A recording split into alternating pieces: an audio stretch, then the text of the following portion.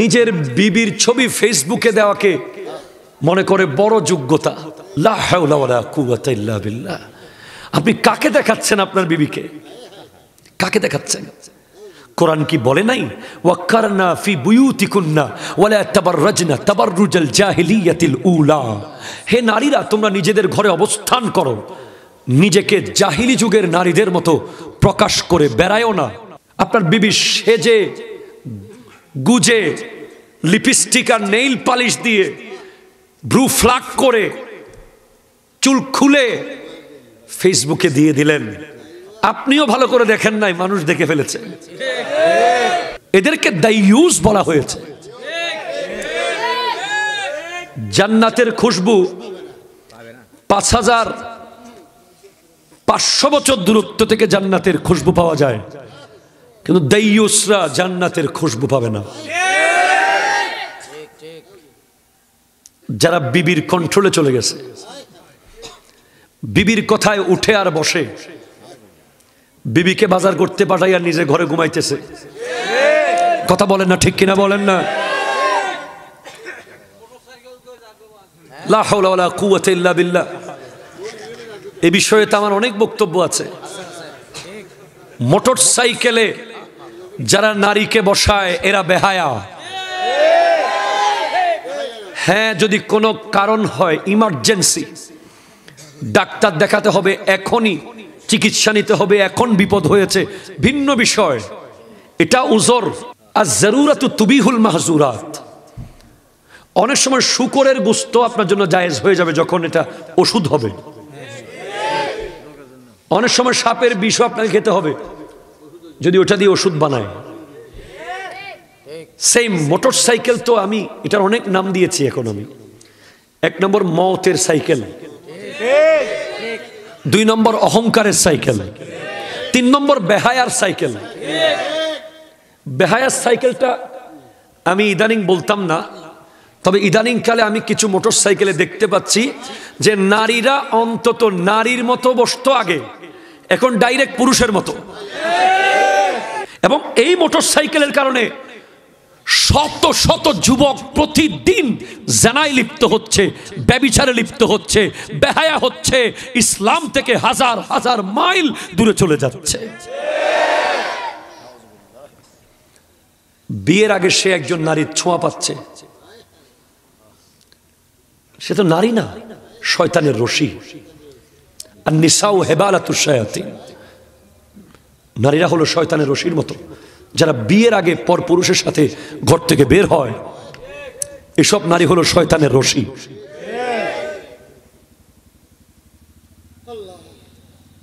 আল্লাহর ওয়াস্তে আপনার বিবিকে, আপনার মেয়েকে, আপনার বোনকে প্রয়োজনে রিক্সা ভাড়া দিয়ে একবেলা কম খেয়ে হলেও গাড়িতে করে পাঠান, মোটর সাইকেলের পেছনে বসায়েন না।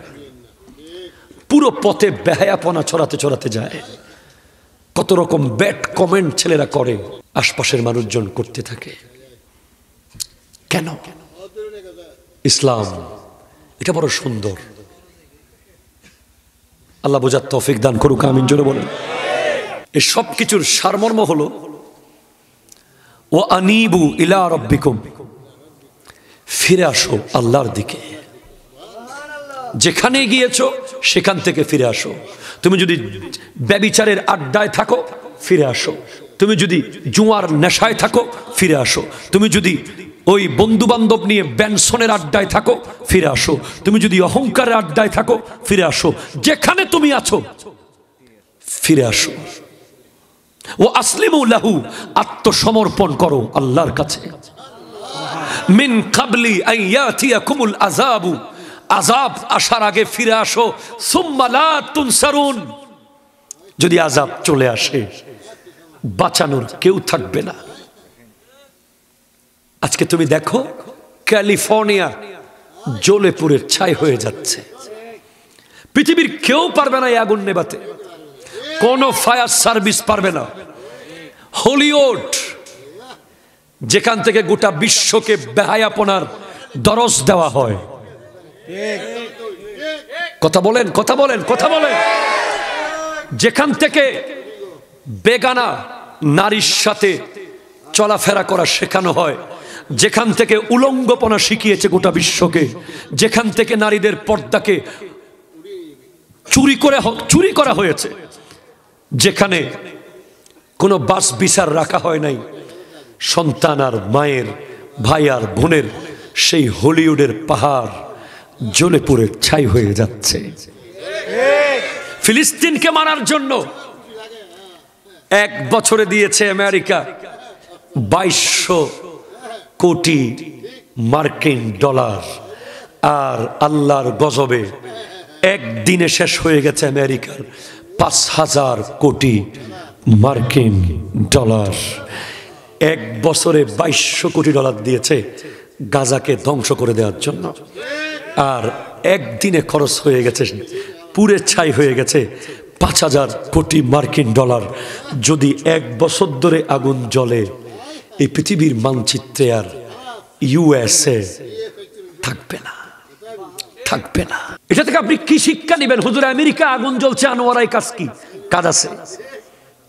যাদের কাছে পৃথিবীর সবচেয়ে দামি দামি ইনস্ট্রুমেন্ট, আগুন নেবানোর যন্ত্র যারা বিশ্বের কাছে বেচে,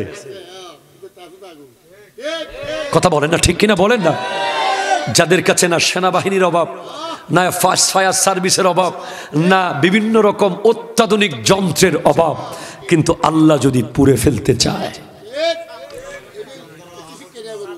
কেউ কিছু করতে পারবে না। আল্লাহ ছাড় দেন, ছেড়ে দেন না। সেজন্য আমি আপনাকে বলছি, আপনি যদি মসজিদে না যান, কালকে মসজিদে যাওয়া আপনার জন্য অসম্ভব হয়ে যাবে। ফিলিস্তিনের বাচ্চারা কেন মারা গেছে? শুধু একটু সিজদার জায়গা খুঁজেছিল, একটু নামাজ পড়তে চেয়েছিল বলে তাদেরকে করে করে মেরে ফেলা হচ্ছে।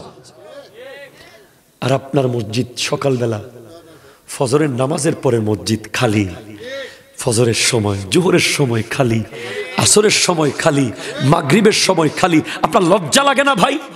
মোবাইলে চার্জ না থাকলে আপনি পাগল হয়ে যান, কারেন্ট কেন আসে না, কারেন্ট কেন আসে না? আর ফজরের নামাজ যে আপনি পড়েন নাই, আপনার চেহারা তো দুনিয়াকে দেখানোর কথা না, ঠিক কিনা কথা বলেন? আপনার লজ্জা কোথায় চলে গেল? কোভিড-19 কথা মনে রাখবেন। নামাজ পড়তে যেতে চেয়েছিলাম, কিন্তু সরকার কর্তৃপক্ষ বলেছে মসজিদে আসা যাবে না। কেন?